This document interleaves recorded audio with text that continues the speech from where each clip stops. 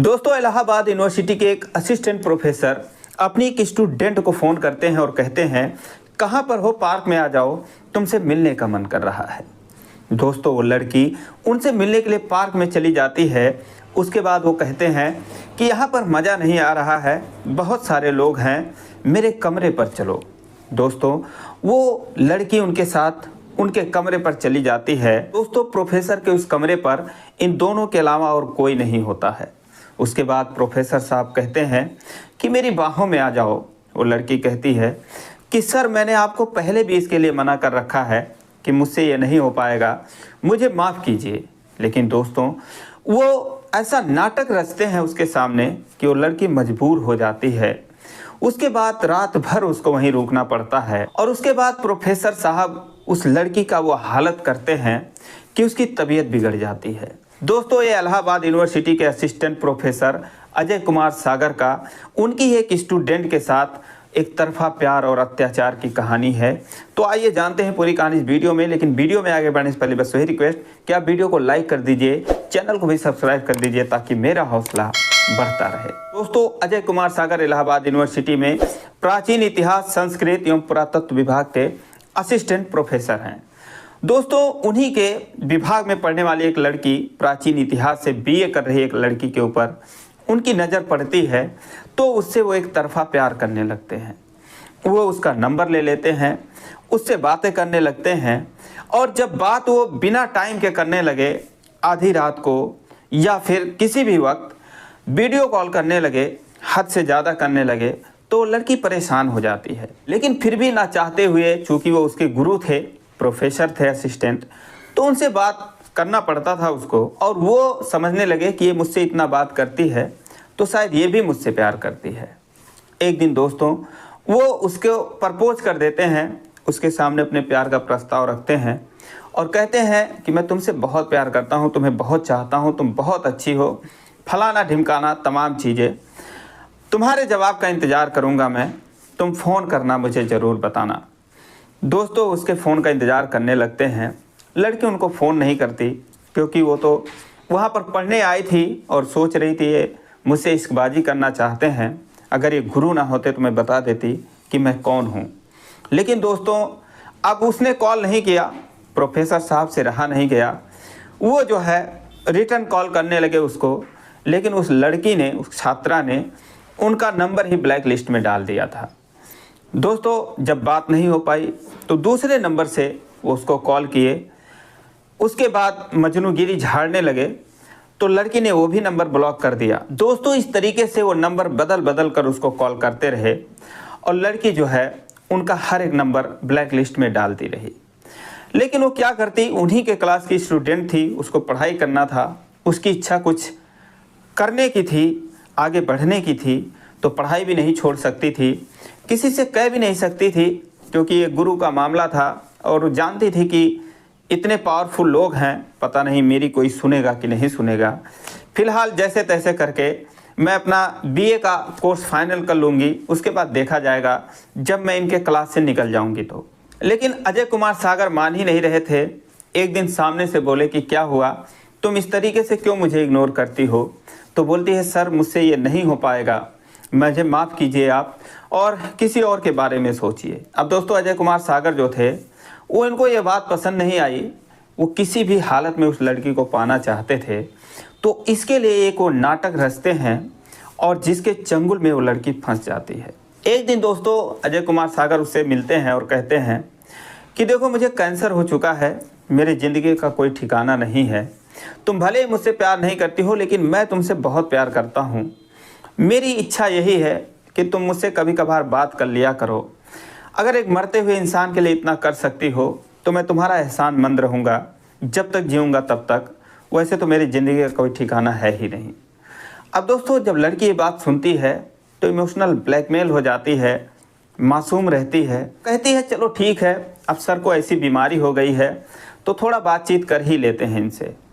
दोस्तों, बातचीत का सिलसिला फिर से अजय कुमार सागर शुरू कर देते हैं और एक दिन उसको फ़ोन करके कहते हैं कि कहाँ पर हो, लव कुश पार्क में आ जाओ, तुम्हें देखने का मन कर रहा है, तुमसे मिलने का मन कर रहा है।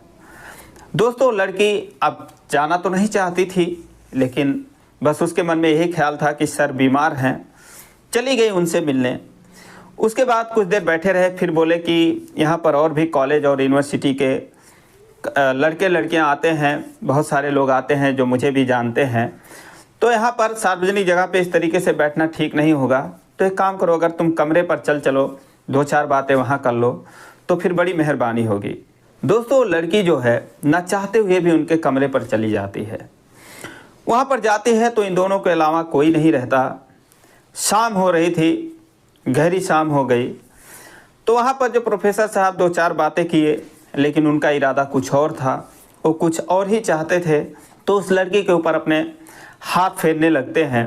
दोस्तों, खड़ी हो जाती, कहती है कि सर मैं आपको बहुत बार मना कर चुकी हूँ, मुझसे ये नहीं हो पाएगा। सर कि आप इसीलिए मुझे यहाँ पर बुलाए हैं, मुझे छोड़ दीजिए, मुझसे नहीं हो पाएगा, मैं आपके पाँव पकड़ती हूँ, मुझे माफ़ कीजिए।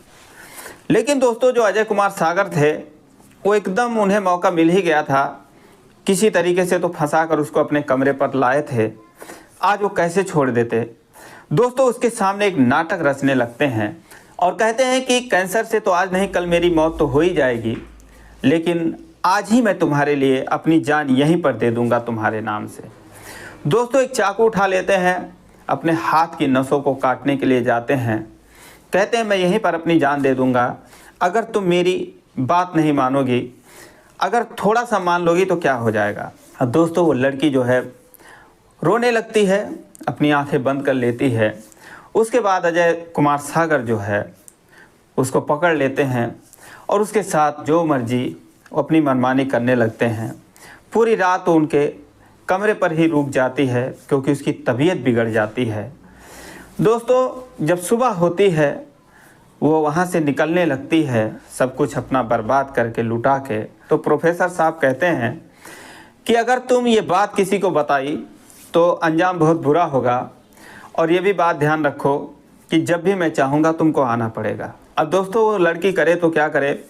वहाँ से जाने के बाद उनकी हर एक हरकत, उनके वो अत्याचार, उनकी वो बातें उसको जीने नहीं दे रही थी। वो जो है यूनिवर्सिटी प्रशासन को शिकायत करती है, लेकिन उसकी कोई सुनवाई नहीं होती।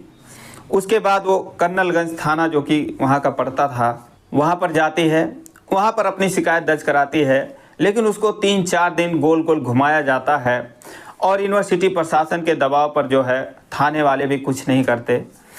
तो लड़की जो है सोशल मीडिया का सहारा लेती है। जब उसका एक वीडियो वायरल होता है मीडिया में, तब फिर लोगों को ये जानकारी मिलती है, और जब मीडिया वाले असिस्टेंट प्रोफेसर अजय कुमार सागर को घेरते हैं, इस बाबत सवाल पूछते हैं, तो कहते हैं कि मुझे फंसाया जा रहा है, जो लड़की है झूठ बोल रही है, उसका जो है उसके जीजा के साथ संबंध था, उसके जीजा ने उसके साथ गलत काम किया है, इसका मेरे पास सबूत है, उस लड़की ने मुझे खुद ये सब बातें बताई हैं। दोस्तों, सवाल ये है कि वो लड़की का उसके जीजा के साथ जो भी था, जो प्रोफेसर साहब कह रहे हैं अजय कुमार सागर, उनको कैसे पता चला, उनको पूछने ही क्या ज़रूरत पड़ी ये सब बातों को। लेकिन मामला जो भी हो, अभी पुलिस की छानबीन जारी है। अब दोस्तों, जब मीडिया में सारी बातें आई, एक वीडियो उस लड़की का वायरल हुआ 30 सेकंड का, तो फिर सामाजिक संगठन जो थे, ABVP और AISA जैसे संगठनों ने इसमें मोर्चा संभाला। तो फिर कर्नलगंज के जो ACP थे राजीव कुमार यादव साहब, उन्होंने मामला संज्ञान में लिया और उस छात्रा के शिकायत पर 376 का FIR किया गया अजय कुमार सागर के ऊपर। दोस्तों, BA 3rd ईयर में पढ़ने वाली ये छात्रा इंसाफ के लिए अपनी गुहार लगा रही है, लेकिन मामले की सच्चाई क्या है, जांच करने के बाद ही पता चलेगा। दोस्तों, इस वीडियो को बनाने का मतलब मेरा किसी का दिल दुखाना नहीं था, किसी के ऊपर आरोप प्रत्यारोप लगाना नहीं था, बस जागरूक करना था। तो दोस्तों, ये रही कहानी। आपको कैसी लगी कमेंट के जरिए आप ज़रूर बताना, और ज़रा भी अच्छी लगी हो तो चैनल को सब्सक्राइब करना। फिर मिलेंगे अगले वीडियो में, तब तक के लिए जय हिंद।